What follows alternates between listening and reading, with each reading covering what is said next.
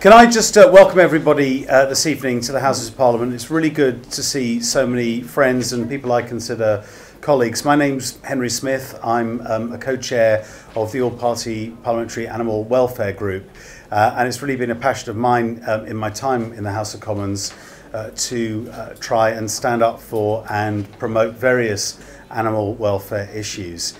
And that's why I'm really delighted to see so many of you from different animal welfare charities and organisations here this evening, because you really have made a huge difference.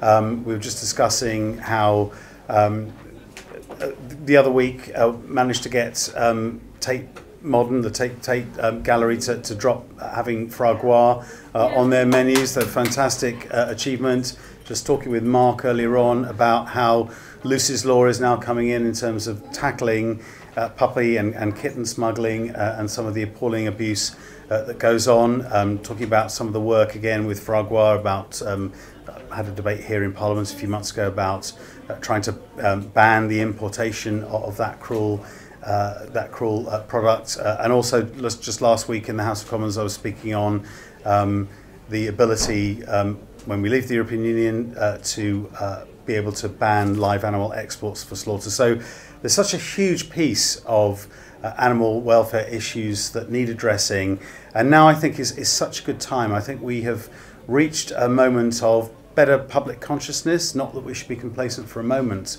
about that, but also greater engagement here in Parliament and from government in terms of starting to realise that animal welfare is a central core issue that needs addressing. So things like, for example, increasing the minimum sentence for animal cruelty from 6 months to 5 years.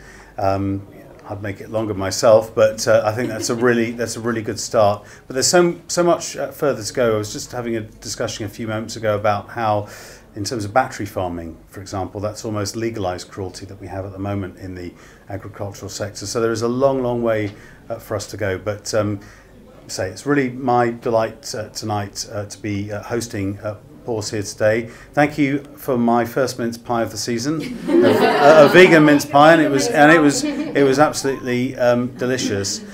So as I say, thank you for your support. Please continue doing what you do in terms of raising public awareness and consciousness, lobbying your members of Parliament, because I can tell you it really does have an influence when you open up the email inbox and constituents are emailing you passionate about an issue. Even if it's an issue that a member of Parliament might not have been very familiar with themselves, if they know that they've got sufficient numbers of constituents who are interested, they will engage and hopefully they will act and will join the cause more broadly. So as I say, a very warm welcome. Enjoy the evening. I don't know if I'm handing over to a presentation or yes. So and I just would say, in handing over to that presentation, I'm sure we'll see the slides in a minute, that no doubt you've opened up your red envelopes. There are some really powerful statistics in there, some very shocking images, but that does reflect the growing reality of cruelty. I've maybe struck a sort of a more optimistic note about the future, but I think cruelty in some ways is growing in prevalence. And therefore, you know, more power to you in your campaigning. Thank you, Henry. My name is Cher Chevalier. I'm a spiritual advisor, author of 31 books, co-author of the meditations that launched Calm, the iTunes App of the Year 2017. I'm also co-creator with Judith of the Hands Off campaign, an anti-violence campaign, and founder of Animals Actually, co-creator of Paws, and very proud mother of 4 pets. Having been born into a family that boasts 4 generations of vegetarians and vegans, ensured that kindness to animals was very much a part of my upbringing. So to see animal welfare standards improved is very dear to my heart indeed. And this Paws idea came to me during one of my prayer and meditation sessions back in 2016. And Judith Clegg here very kindly and very painstakingly collated all the statistical data for Paws And the document was very swiftly delivered to government and 10 Downing Street. And now, 2 years later, here we are with a policy for animal welfare scheme that could end the cruel puppy farming industry as well as the barbaric illegal pet trade. So we hope that all of you will help us to achieve this noble goal. Hello everyone, I'm Judith Clegg, an entrepreneur, co-creator of the Hands Off campaign with Cher, founder of Takeout Innovation Agency, co-creator of Paws, and a very proud pet mother too.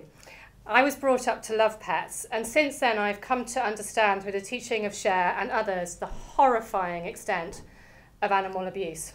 Philip Wallen, philanthropist, former Citibank vice president and honorary fellow of the Oxford Centre of Animal Ethics, says, "Animal rights is now the greatest social justice issue since the abolition of slavery. It is a great blessing, honour and indeed my duty to assist this vital policy." Mahatma Gandhi said, "The greatness of a nation and its moral progress can be judged by the way its animals are treated." So let's all do our very best to make sure that Paws is implemented immediately. So the British are a nation of pet lovers. Yet despite this, as Henry was saying earlier, there are significant pet welfare problems. Some are due to enforcement issues of laws already in place, and some are due to legal gaps where expansion of the law is needed. Pet breeding problems are multifaceted. And up to 400,000 farmed puppies are sold to the British public every year. An estimated 4.3 million unplanned kittens are born to UK households. One unspayed female cat could be responsible for 20,000 descendants in just 5 years. The EU's most profitable illegally traded commodities in this order are drugs, arms and puppies. A Dogs Trust survey shows in the last year more than 47,000 dogs were heartlessly left unclaimed by their owners in council pounds. Cats Protection estimates that there are 9 million stray and 1.5 million feral cats in the UK. 98% of vets are asked to euthanise healthy pets. The League Against Cruel Sports estimate that there are hundreds of dogfight organisers in the UK. RSPCA inspectors investigate more than 149,000 complaints of cruelty and neglect every year. Criminal gangs make up to £35,000 a week that they're not paying tax on, by the way, selling dozens of fashionable breeds. So Paws Pet Breeding Solutions.